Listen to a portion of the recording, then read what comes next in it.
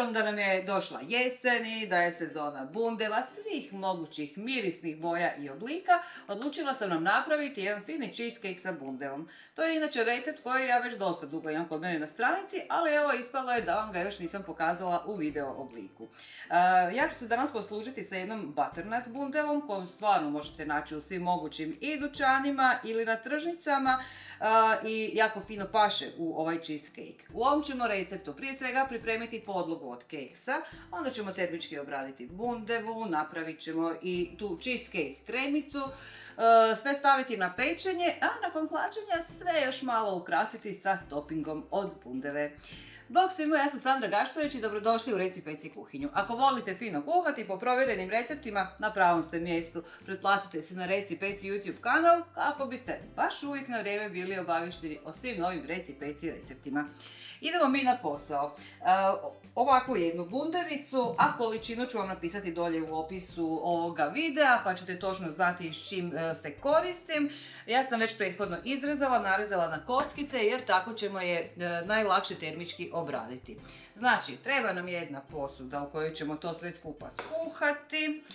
Bundevicu ćemo narezanu prebaciti u posudu.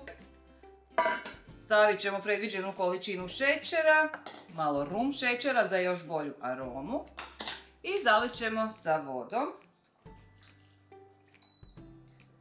I stavit ćemo da se to polako krčka. Povremeno ću samo to promiješati, da se šećer što prije otopi, a kako bi sve prije bilo gotovo, poklopit ću. Dok mi se bundeva termički obrađuje, idem pripremiti podlogu od keksa. Koristim za ovaj recept integralne kekse. Iako radila sam već ovaj cheesecake u nedostatku integralnih sa bilo kojim keksima, petit, plazma, šta sam imala već tada pri ruci, ispadne isto ok. Integralni keksi ipak daju onako, ajmo reći, jednu punoću okusa ovom cheesecakeu, pa bilo bi dobro da vam to budu integralni. Uglavnom namrvimo ih, cilj je da ih usitnimo. Ako nemate pri ruci blender u kojem ćete to napraviti, možete staviti kekse u jednu vrećicu za zamrzavanje i dobro ih istući batom za meso ili preko vrećice prijeći sa valjkom za valjanje tijesta. Bitno je samo da ih usitnimo.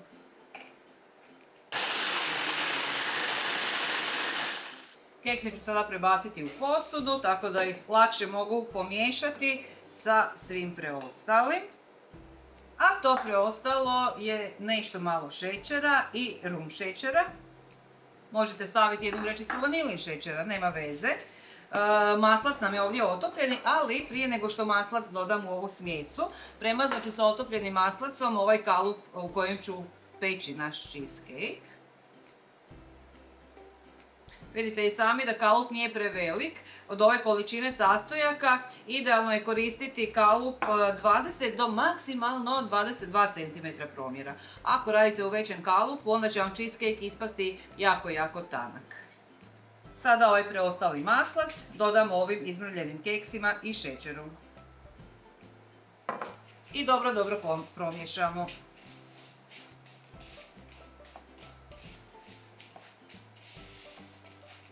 Ovako dobivenu mrvičastu podlogu sada prebacimo u ovaj kalup za pečenje koji smo prethodno premazali i ravnomjerno ga rasporedimo. Za početak to možemo napraviti uz pomoć jedne žlice, bitno je znači da bude svuda podjednako, da ne bi nakon pečenja na jednom kraju imali debelu podlogu, a na drugom kraju tanku. I sada ga samo dobro natiskamo uz pomoću dna jedne čaše.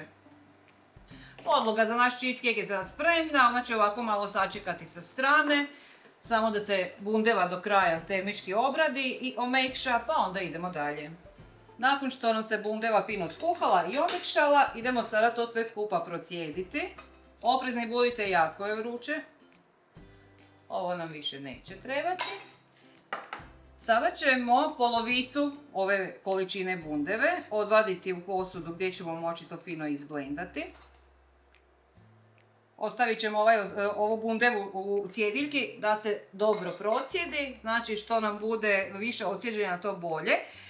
Ovaj dio u biti nije voda, nego je fini sok od bundeve sa šećerom koji smo stavili. Vratit ću na vatricu i ostavit ću da se polako ukuhava na polovicu koliko ga ima u tom trenutku kada ga ocijedite. Idemo sada bundevu izblendati.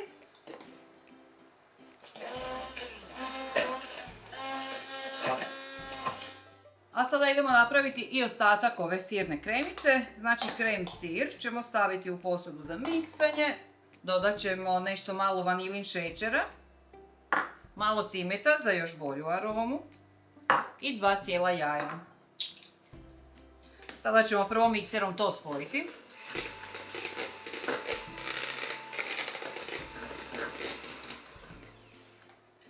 Pa kad smo spojili, dodamo i ovu pasiranu bundevu. I sada mikserom spojimo i bundevu sa svim preostalim. Završit ćemo miješanje sa silikonskom špatulom kako bismo sa rubova pokupili apsolutno sve ostatke i prošli do samog dna posude da nam slučajno ne bi na dnu nešto ostalo nepromiješano. Evo ga, sirna kremica nam je spremna, podlogu smo pripremili nešto ranije. Sada samo ovu kremicu izlijemo preko podloge od keksa i uz pomoć jedne žlice ravnomjerno rasporedimo. Evo ga, naš je cheesecake u ovom trenutku spreman za pečenje. Pečnica mora biti zagrijana na 170 stupnjeva i peći ćemo ga od 40 do 45 minuta u sredini pečnice. Znači moguće da će vam biti možda malo prije gotova ako vam je pečnica malo jača, pa svakako već nakon 40 minuta dođite provjeriti da li nam je cheesecake pečen. A kada ga ispečemo, onda ćemo ga fino prohladiti i tek kada se prohladi radimo topping od ostatka bundeve.